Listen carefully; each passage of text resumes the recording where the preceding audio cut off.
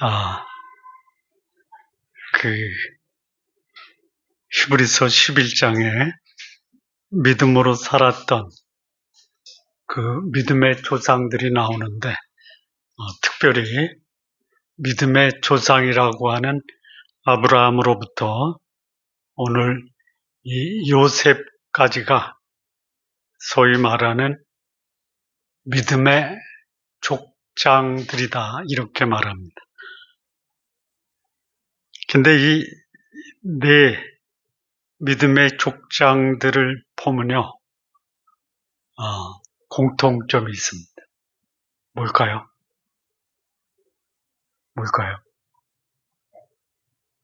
시작도 좋았지만 마지막은 더 좋았다.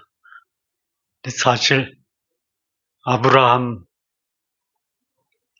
외에는 시작이 좋은 사람이 없습니다. 그런데 마지막은 다 좋았다. 우리 믿음으로 사시는 성도 여러분, 시작은 그저 그래도 마지막은 믿음으로 빛나는 삶 되시기를 바랍니다. 특별히 오늘 이 요셉의 믿음을 보면 이렇게 시작합니다. 믿음으로 요셉은 임종시에, 그래서 이 요셉의 믿음은 한마디로 말하면 인생의 마지막을 아름다움으로 장식한 완벽한 결산을 보여주었다라는 것이에요. 떠날 때 말없이 떠나지 마시고요. 아름답게 떠나시기 바랍니다.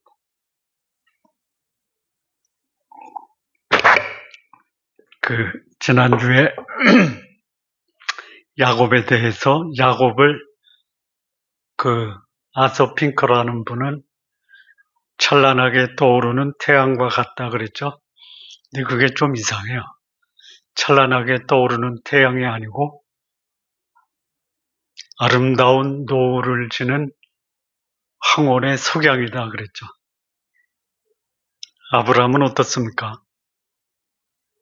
아브라함을 태양에 비유하면 아브라함은 그야말로 어둠과 암흑에 있었던 우상의 도시에서 찬란하게 떠오르는 아침의 태양이었다. 이렇게 비유할 수 있죠. 공감이 되면 끄떡끄떡. 이삭은 어때요? 이삭의 인생에 태양이 있습니까? 태양은 있는데 그 태양이 가려졌죠. 이삭의 태양은 구름 속에 가려진 드러나지 않는 태양이었다.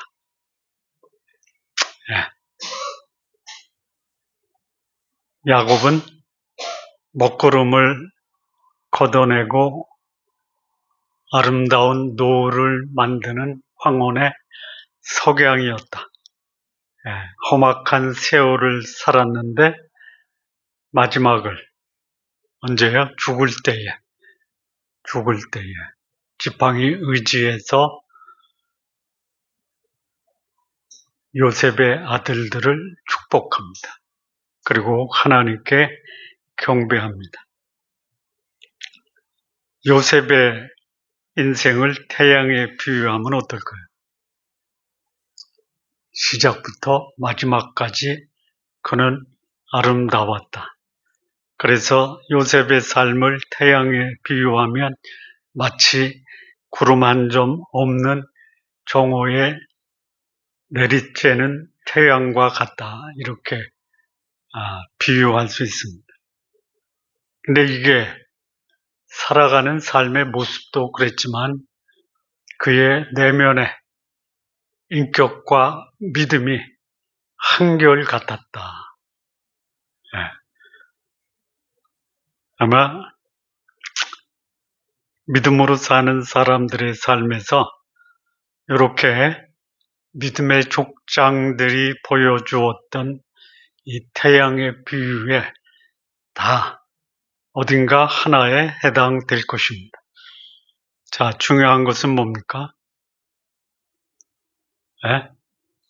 중요한 것은 뭐예요? 그들이 다 믿음이라는 태양을 가지고 있었다라는 것이.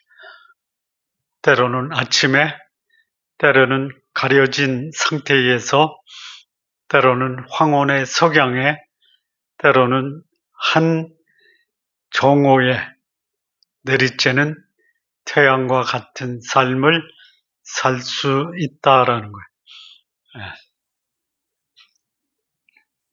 자, 이 네 족장들의 인생 궤적 또는 영적 궤적을 보면은요, 공통점이 있어요. 삶의 모습은 달라도 공통점이 있습니다. 뭐죠? 뭐냐면 그들의 뭐? 시선이에요, 시선. 다시 말하면 그들의 목표는 같았다라는 거예요. 아브라함이 평생 나그네로 장막에서 삽니다. 약속의 땅에 들어갔음에도 그는 정착하지 않고 나그네 또는 유목민의 삶을 살아요. 왜요? 아브라함의 궁극적 목표가 어디입니까? 천성. 다시 말하면 영원한 도성을 바라본 나그네였다. 사실 외적으로 보면요, 아브라함은 하나님이 주신 축복으로 풍부한, 부유한 삶을 살았어요. 그런데 정착하지 않습니다. 나그네 인생을 삽니다. 자, 이삭은 어때요? 이삭은 그렇게 삶이 드러나지 않는데 가나안을 떠나본 적이 없어요.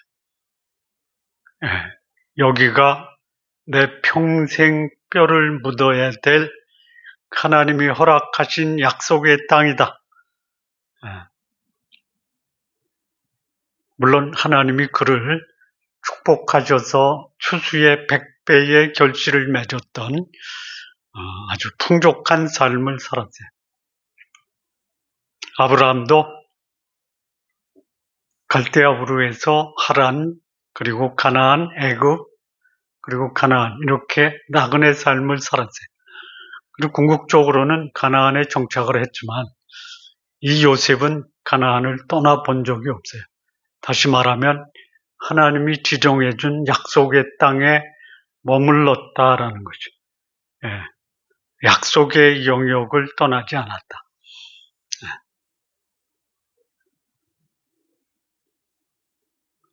자, 야곱을 보면요, 그의 인생이 험악한 인생이에요. 130세에 그가 애굽의 바로에게 고백한 자기 인생을 130년이라는 세월을 험악하게 살았습니다. 그리고 130세 이후 17년은 애굽에서 가장 명예롭고 가장 부유한 삶을 살았어요. 근데 그걸 가지고 성경이 야곱의 삶을 평가하지 않습니다. 야곱의 믿음을 평가할 때는 야곱의 죽을 때를 말씀하고 있습니다. 죽을 때 어땠어요? 지팡이 의지해서 경배했다라고 그래요. 인생의 가장 아름다운 이 석양의 노을, 그게 뭐예요? 죽을 때에 하나님을 경배했다. 이게 믿음으로 살았던 야곱에 대한 성경의 기록입니다. 오늘 이 요셉은요, 그야말로 정오의 태양처럼 구름 한 점 없어요. 시작부터 마지막까지. 그런데요, 놀라운 것은 여기 요셉의 믿음을 말씀할 때 요셉의 믿음이 언제 나타나요? 언제? 임종시. 임종시에 자기를 애굽에 장사 지내지 말고 여기 자기 뼈, 요 개역 성경에는 해골이라고 그래. 애굽에다가 뭐 하라는 거예요? 가매장을 하라.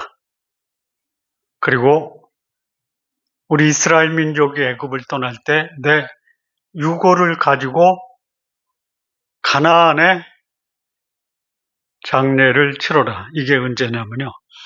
요셉이 애굽에서 세상을 떠나고 무려 400년 이후에 있을 출애굽 때에 자신의 유골에 대해서 유언을 남긴 이게 뭐예요?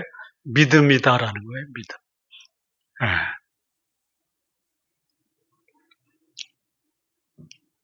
이 요셉의 삶을 보면요. 믿음으로 시작해서 믿음으로 살았다라는 그 삶의 과정에 대해서는 언급이 없어요. 요셉의 믿음은 임종시에 나타나요.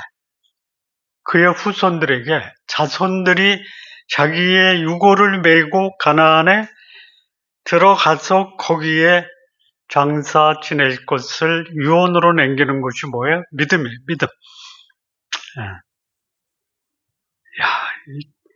지상에서 주어진 날 요셉만큼 영광스러운 삶을 산 사람이 없어요. 성경에서 요셉만큼 영광스러운 삶을 살았던 또 한 사람을 말씀한다면 그는 다니엘인데요. 근데 다니엘보다 더 화려한 삶을 살았어요. 다니엘은 화려하기도 했지만 그는 바벨론 총리로서 고난과 함께 바벨론 삶을 살아요. 그런 의미에서 다니엘이 믿음으로 살면서 고난도 받았지만 요셉의 인생은 고난이 없었다라는. 그런데 고난이 없는 그 삶이 무엇 때문에 가능했냐? 믿음 때문에 가능했어요. 그런데 그 영광스러운 그 생애에 하나님이 주신 축복을 누린 그 삶을 평가할 때 믿음으로 그런 축복을 받았다라는 언급을 히브리서 11장에서는 거의 전혀 언급하지 않아요. 그래서 혹시 오늘의 삶에서 왜 내 믿음을 하나님이 인정 안 해주시지 해서 섭섭하게 생각하지 마세요. 해주시기를 바라시죠? 아니요? 안 해주실 수도 있어요. 섭섭하게 생각하지 마세요. 그런데요, 임종시에는 하나님이 그래 너 믿음으로 살았다. 지상에서 삶을 마감하고 천국에 들어갈 때 영광스러워야 돼요. 살아있는 과정 동안은 명예와 부유와 영광을 차지했다가 천국에 들어가지 못한다든지 천국에 들어가는 모습이 하나님 앞에서 초라하다라는 평을 받지 마십시오. 요셉의 삶이라고 해서 굴곡이 없었던 것은 아니에요. 형제들에 의해서 죽을 고비를 넘기고 제수로 애굽에 팔려가요. 이 제수 아니죠. 노예로 팔려가죠. 노예로 팔려가서 충성스럽게 일했는데 제수로 전락이 돼요. 근데 그 제수로서 충실하게 감옥에서 자기의 역할을 다할 때 하나님이 그를 총리로 올려주세요. 아마 성경에서 가장 드라마틱한 인생을 살았던 사람을 한 사람 꼽으라면 요셉이 될 거예요. 그런데 성경이 그야말로 화려한 영광과 성공이 아닌 그의 마지막 유언을 가지고 그가 믿음의 사람이었다라고 평가합니다.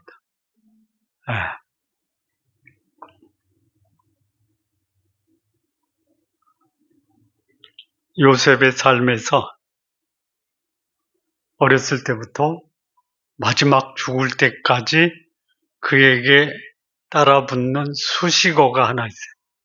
뭘까요?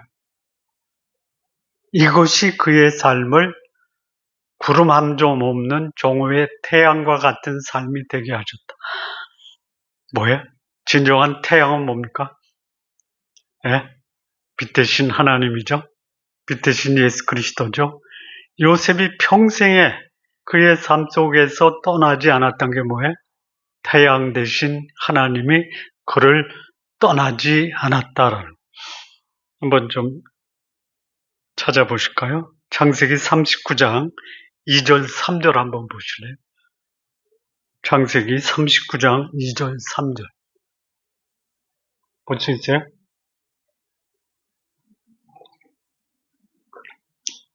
29장 여기 보면요.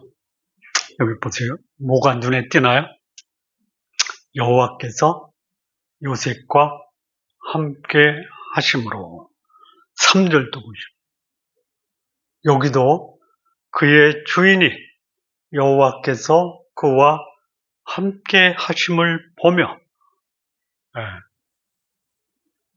요셉의 삶을 보면요, 그가 하나님이 그와 함께 하셨다. 실제로 요셉이 여호와와 함께 동행하는 삶을 살아요. 형제들에 의해서 노예로 팔리던, 애굽에서 노예 삶을 살던, 억울한 누명을 쓰고 죄수의 삶을 살던, 그리고 왕궁에서 총리로서의 그 역할을 수행하던 요셉의 삶은 여호와와 함께 했어요. 그런데 요거를요, 요셉을 바라보는 사람은 알아요. 자, 바로의 시위 대장 보디발, 그거를 봤어요. 그런데 그의 아내는 요셉의 그야말로 외적인 젊은 총각의 외적인 외모의 그 매력을 갖고 유혹을 하잖아요. 두 가지 다 봐야 돼요. 여호와와 함께하는 사람은요, 저 사람은 하나님이 함께하는 사람, 하나님이 함께하는 사람의 삶의 모습이 뭐예요? 이 세 가지 모습은 봐야 돼요. 첫째는 뭐냐? 하나님의 창조성, 소위 말하는 창조적 인생을 살아야 돼요. 요거를 요즘 말로 말하면 실력을 갖추고 있다. 두 번째는 뭐냐? 그의 거룩함과 자상함에, 다시 말하면 그의 인격이 성숙하다라는. 그 다음에 그는 자기에게 주어진 매사의 일을 열정적으로 성실하게 행한다. 요 세 가지 갖춰야 돼요. 그러면 그거를 보디발처럼 영적인 안목으로 보는 사람은 요셉은 하나님과 함께 한다라는 것으로 인정해요.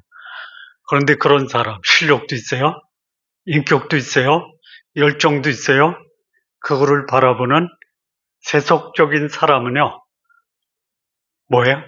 인간적 매력에 끌려서 유혹을 받을 수가 있다라는. 넘어가면 안 돼요. 목사들이 유혹에 넘어가죠. 미국의 대표적인 소위 영성가 중에 한 사람이 누구냐면, 그거 있잖아요. 하나님의 은혜? 필립 얀시. 한국의 필그림 하우스에 와서 영성에 대해서 강의할 때 불륜녀하고 같이 왔대. 그래서 그 필그림 하우스의 필립 얀시 룸을 제거해버렸어. 또 있어요. 뭐죠? 영적 있는데, 누구죠? 어? 누구? 필립이 안친 맥고 누구? 고든 맥도날. 그를 품었던 시카고의 미국 최대의 교회 윌로 크릭 교회 목사.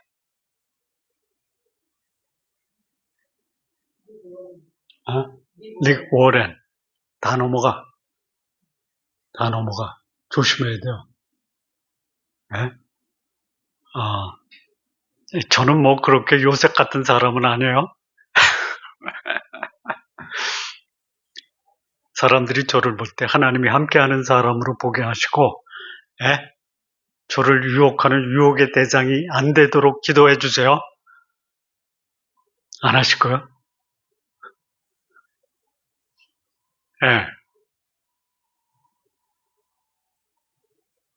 자, 왕궁에 들어가세요. 39장 21절 한번 보실까요?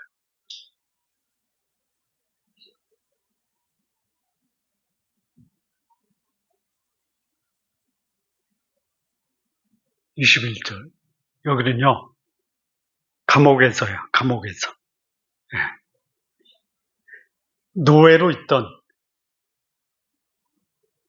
죄수로 있던 요셉의 삶은 하나님과 동행하는 삶을 살았다. 요즘 믿음의 사람이 누군가의 노예가 되고 억울한 누명을 쓰고 감옥에 들어가도 그가 여호와와 함께하는 하나님과 동행하는 삶을 살 수가 있을까요? 이렇게 하셔야 돼요. 그러니까 요셉의 삶이 구름 한 점 없는 정오의 태양 같다라는 게 뭐예요? 그의 형편과 사정이 좋았다가 아니죠. 뭐예요? 말씀드렸잖아. 태양 대신 하나님과 동행하니까 하나님이 그의 삶을 정오의 빛같이 하셨다라는 거예요. 감옥에서 이런 삶을 살았고요. 나중에 여기서 왕궁에 들어가잖아요. 왕궁에 들어간 삶이 창세기 42장인가요?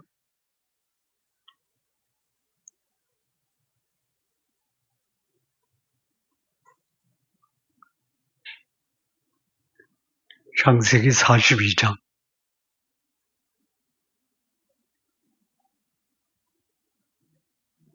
42장이 아니네. 41장.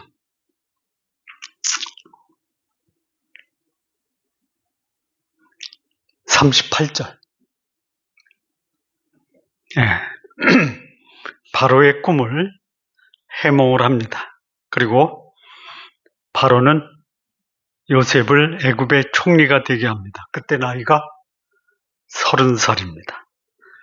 그 총리가 된 것을 바로와 그의 모든 신하가 이 일을 좋게 여깁니다. 여기 신하들, 바로가 그의 신하들에게 이르되 38절입니다. 이와 같이 하나님의 영에 감동된 사람을 우리가 어찌 찾을 수 있으리요? 요셉이 꿈을 해몽하고 정책을 제안하고 총리로 임명됐을 때에 그 바로나 바로의 신하들이 그를 애굽의 총리로 세운 그 근거가 뭐예요? 여호와의 영이 그를 감동시켰다라는 거예요. 하나님의 성령이 요셉과 함께했다. 그래서 39절에 여기 바로가 요셉에게 이르되 하나님이 이 모든 것을 내게 보이셨으니 너와 같이 명철하고 지혜 있는 자가 없다. 이게 요셉이에요.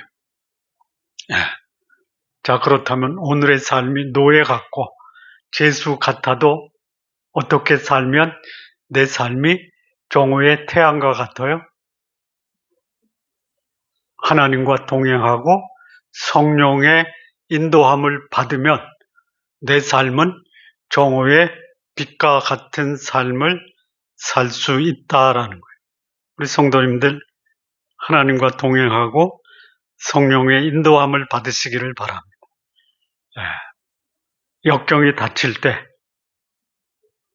하나님을 원망하고 하나님 앞에 불평하고 하나님 외면하지 마십시오. 요셉의 삶에 있어서 그가 보여준 그의 삶의 아주 독특한 특징이 뭐냐? 노예나 감옥이나 왕궁에서 그는 하나님 앞에 하나님을 의뢰하고 하나님과 동행하는 삶을 살았더라. 이 신앙인도 상당히 많은 경우에 여기 빠지는데요. 그 삶이 순탄하고 부유하고 영광스러울 때 어때요? 교만해지기 쉬운 거예요. 그래서 내가 하면 다 된다라는 그 교만 때문에 하나님께서 멀어지는 거예요. 요셉은 감옥에서도 왕궁에서도 그는 하나님과 동행했다라는 거예요. 이게 요셉이에요. 오늘 우리에게 주는 교훈이 잘 나갈 때든 어려울 때든 그 하나님과 함께하는 삶에 결코 떠나지 말아라.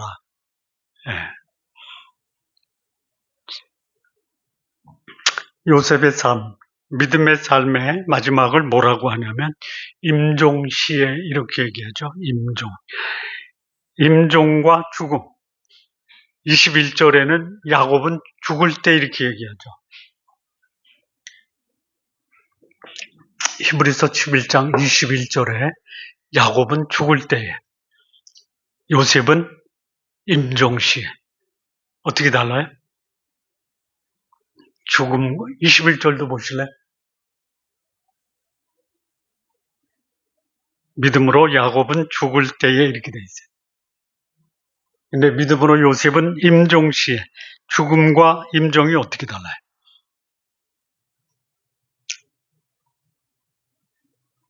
똑같다? 똑같지 않습니다. 이게 찾아봤어요. 죽을 때 나는 헬라어 단어와 임종시라는 헬라어 단어가 다른 단어예요. 그 죽음을 나타내는 헬라어는 찾아봤으니 또 소개를 해야죠. 아포드네스코라는 단어를 씁니다. 아포드네스코. 요셉의 삶에서 임종치는 텔류타오라는 단어로 쓰여졌어요. 자, 야곱의 인생 궤적을 보면요. 움켜쥐으려고 치열하게 싸웠던 삶이죠. 결국 다 놓죠. 그 죽음이 바로 그거예요. 있는 거 다 내려놓다, 단절되다, 분리되다, 이탈되다라는 것이 야곱의 마지막의 삶에서 그의 삶을 마지막에 평가했던 성경의 기자는 그는 가지고 있던 모든 움켜진 것을 다 내려놨다, 단절되었다, 이탈되었다, 더 이상 소유할 수 없게 되었다라는 단어. 놀라운 게 있어요. 다 내려놨는데요. 다 내려놨어요. 그가 지금까지 움켜쥐고 있었던 모든 것 다 고갈됐어요. 다 무너졌어요. 다 잃어버렸어요. 그때 믿음으로 야곱이 움켜잡은 게 있어요. 뭐예요? 지팡이 의지해서 하나님을 경배했다라는 거예요. 이거 붙든 게 요셉의 삶의 마지막을 아름다운 노을로 장식했다라는. 내가 잡으려고 움켜쥐었던 모든 것은 다 상실되었지만 지팡이 하나 남았어요. 스스로 못 써요. 근데 죽음 직전에 그는 그 지팡이 의지에서 하나님을 예배했다라는 거예요. 예. 얼마나 이게 감격스럽고 영광스러워요.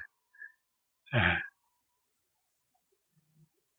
요게 야곱의 믿음이라면 요셉의 믿음은요, 그는 그 삶에 굴곡이 있어요.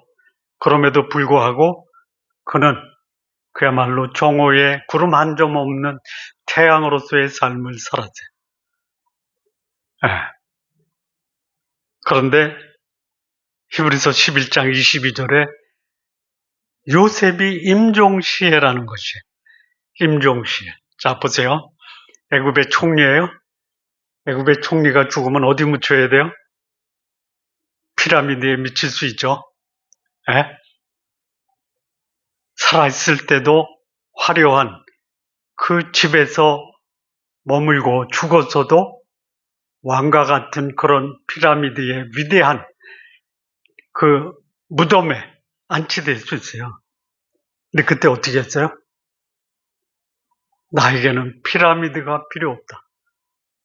나에게 지금까지 살았던 애굽의 모든 영광도 하나님 앞에서는 의미가 없다.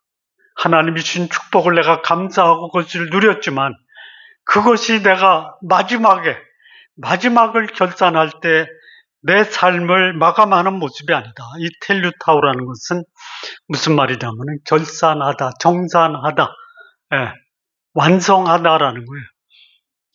예수님이 마지막 숨을 거두시기 전에 쓰셨던 다 이루었다 있죠. 테텔레스타이, 요게 텔류타우라는 단어와 같은 어원에서 나온 거예요. 인생을 마감할 때 뭐예요? 하나님이 아브라함과 이삭과 야곱에게 약속하신 그 약속의 땅이 내가 묻혀야 될 내 인생의 마지막 정착지다. 야곱도 그랬어요. 지팡이 들고 경배하면서 뭐라고 그래요? 나를 가나안의 장래에 치러라 그랬어요. 그러니까 아브라함, 이삭, 야곱, 요셉 한결같이 그들의 시선과 관점은 어디다? 가나안과 천성이다라는. 그야말로 하나님이 주신 약속의 땅을 망각하고 세상을 떠난다. 천국을 망각하고 내 인생을 마감한다. 살아있는 인생도 괴롭고 힘들고 어려운데 천국까지도 망각하고 산다. 그리고 내 인생의 마지막이 세상에 살았던 그 삶의 과정을 생각하면서 한숨과 후회로 삶을 마감하는 삶이 얼마나 비극적이냐 이거예요. 그러지 말자라는 거예요. 그러지 말자. 우리의 시선을 가나안과 천국을 향해서 우리의 시선을 고정시키는 삶을 살자. 이 야곱의 인생 죽어가면서 소위 육의 완전한 탈진 상실하면서 그가 믿음으로 하나님을 예배하고 약속의 땅을 가졌던 그 믿음이 내 육은 탈질해서 다 잃어버리지만 그러나 놓지 않은 것, 그게 뭐예요? 온전한 하나님 앞에 경배하는 삶. 요셉도 마찬가지. 세상의 성공의 정점에서 그가 믿음으로 하나님이 약속하신 약속의 땅을 붙들고 있었다라는 것. 눈앞에 있는 이 애굽의 영광을 넘어서 하나님이 보여주신 이 약속의 땅을 바라보는 그 믿음이 요셉의 삶을 그 후손들에게 더 아름다운 미래를 제시했다라는. 자, 요셉의 인생이 이렇게 완벽하게 결산할 수 있었던 그 이유가 뭐죠? 믿음이다라는 거예요. 요셉의 임종시에 보여준 이 완성된 믿음에 네 가지 기둥이 있어요. 첫째는 뭐냐? 그 믿음의 근거가 어디서 왔냐? 그리고 그 믿음이 있다라는 것을 그는 그의 삶에서 어떤 모습으로 보여줬나? 믿음의 특징. 세 번째는 그 믿음이 자신을 넘어서 민족까지 확장됐던 믿음의 범위. 그리고 네 번째는 믿음은 반드시 고백되어져야 한다. 자, 첫 번째 믿음의 근거입니다. 예. 요셉의 믿음의 근거는 한마디로 말하면 그의 감정도 아닙니다. 철학도 아닙니다. 그의 조상 아브라함에게 하신 그 약속의 말씀이 요셉이 애굽을 떠날 수 있었던 근거예요. 창세기 15장 13절에서 16절에 거기 보면 하나님이 아주 오래전에요. 자식도 낳기 전에요. 아브라함을 찾아오신 하나님 언제요? 동방의 연합군을 이기고 전쟁에 승리해서 11조를 드리고 밤에 하나님께 푸념을 합니다. 두려움 가운데 하나님이 두려워 말라. 내 후손이 하늘의 별처럼 많다. 근데 거기서 약속하세요. 무슨 약속이요? 내 후손이 애굽에서 400년 나그네 생활을 할 거고 4대 만에 돌아오리라. 이거를 요셉이 그의 증조부 아브라함, 그의 할아버지 이삭, 그의 아버지 야곱, 그리고 본인도 듣고 그것을 후손에게 남겨주는 거예요. 믿음은 언제나 하나님의 말씀이에요. 하나님의 말씀이 아닌 것을 믿고 사는 교인들이 너무 많아요.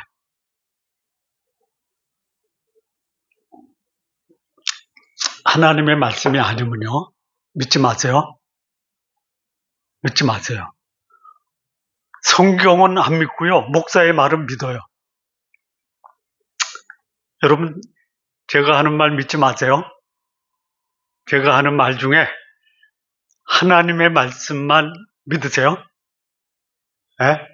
제가 이 설교 중에 쓸데없는 그 예화나 사례 들면 그거 믿지 마세요. 예? 말씀이에요, 말씀. 예, 믿음은 들음에서 나며 들음은 그리스도의 말씀으로 말미암았다.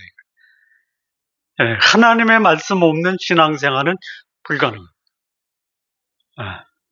요셉이 마지막 임종시 인생을 결산할 때 해골을 메고 올라가라라고 했던 것은 뭐예요? 근거가 하나님의 말씀입니다. 두 번째 믿음의 특징, 다시 말하면 믿음의 용기인데요.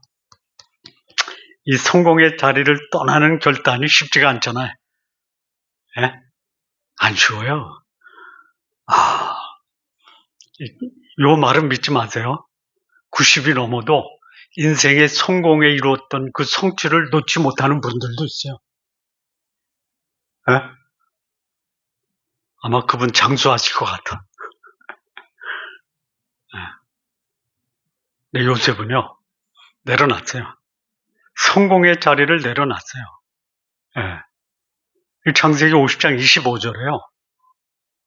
떠나라 이거야. 예. 예.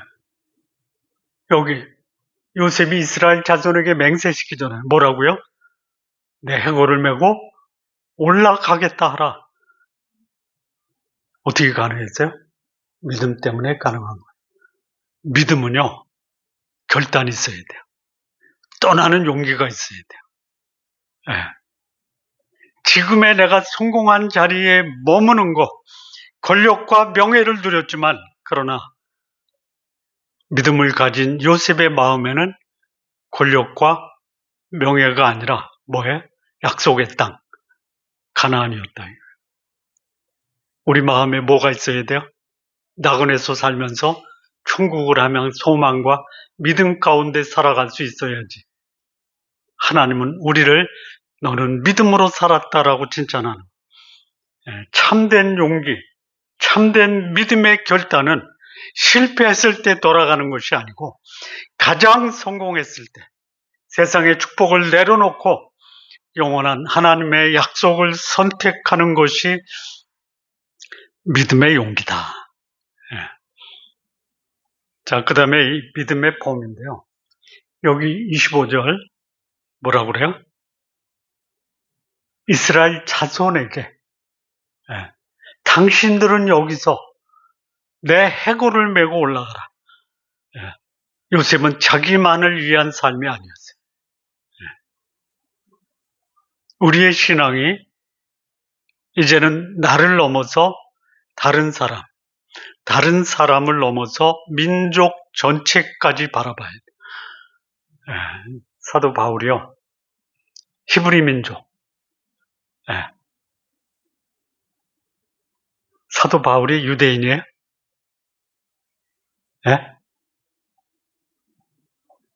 사도 바울은 어느 지파예요?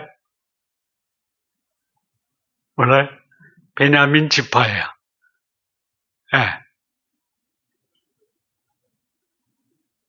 사도 바울이 뭐라고 그래요?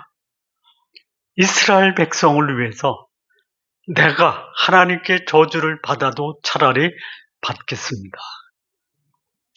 여러분, 우리 대한민국 국민을 위해서 애통하지 마세요. 그냥 내 주변 가족들을 위해서 애통하세요. 믿음의 범위는 나를 넘어서 내 가족, 공동체로 확장돼야 돼요. 신앙이 개인의 축복을 구하는 것을 넘어서 그 시야를 확장시킬 필요가 있어요. 아마 이 믿음의 시야가 자기에게도 집중하지 못하고 더군다나 다른 사람에게까지 확장되는 것이 쉽지가 않아요. 성숙한 믿음을 가지고 있다라는 것을 증명하는 방법 중에 하나가 뭐냐? 믿음의 범위를 확장시켜라 이거예요. 네 번째, 이 믿음은 고백을 할 수 있어야 된다 이거죠.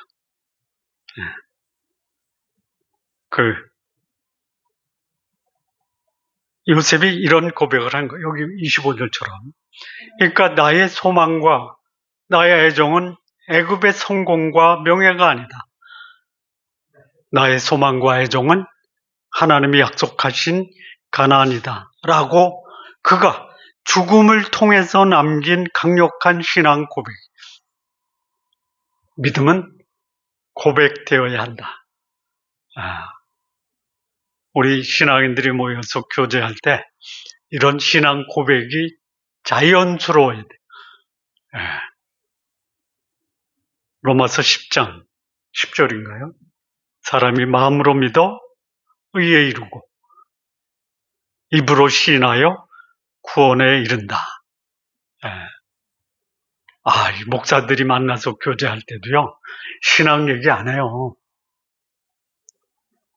모두 다 안 하는 건 아니에요. 장로 얘기하고,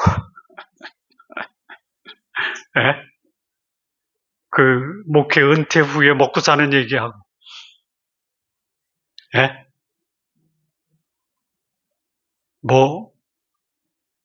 목회하다가 은퇴했는데, 원로 목사가 안 돼서 교회에서, 원로 목사 대우를 못 받는다. 이런 얘기예요, 이런 얘기.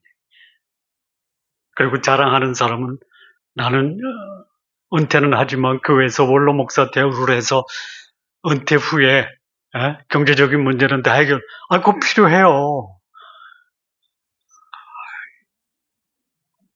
아니, 예수 안 믿고 직장 다니는 사람들이 만나서 무슨 얘기해요? 자식 얘기하고, 먹고 사는 얘기하고, 연금 얘기하고. 그런 거 안 했으면 좋겠어요. 우리 신앙은요, 입술로 하나님이 나에게 이루신 그 하나님의 역사를 고백하지 않으면요, 이거 비겁한 거예요. 그런데 최면상 하는 사람 있죠? 마음에는 없어요. 입으로만 해요. 이거 뭐예요? 거짓과 위선이에요. 이러지 말자 이거예요. 비밀 그리스도인은 없어요. 자신의 영적 정체성을 세상에 드러내야 돼요. 아마 바로가 요셉이 임종할 때 아마 신하들을 보내서 야곱의 임종을 지켜보게 했을 거야. 돌아와서 보고하는 거야. 아마 이 보고는 안 했을 것 같아. 그 바로가 물었을 거예요. 요셉이 남긴 마지막 말이 뭐냐? 거짓 없이 밝혀라. 이거 했을 것 같아. 요셉이 죽을 때 이상한 말 했어요. 애굽에다가 자기 장례를 치르지 말고 나중에 언제인지 모르지만 이스라엘 민족이 애굽을 떠날 때가 있으니 그때는 해골을 메고 올라가라는 얘기했어요. 그거 할 얘기예요? 바로가 그 말을 듣고 어떤 생각을 했을까? 이 충격이에요, 충격. 충격. 우리 성도님들 믿음으로요, 세상을 놀라게 하는 고백 좀 하십시오. 뭐 할지 모르겠다. 오늘 수업도 좀 준비하셔서 준비. 만약에 요셉이 애굽에 묻히기를 선택했다. 그러면 역사는 그는 애굽의 부요와 향락에 타협해서 애굽인이 되어버렸다. 라고 기억할 거예요. 그런데 요셉의 마지막 고백이 뭐냐? 마지막 선택의 고백이에요. 내 국적은 하늘에 있다.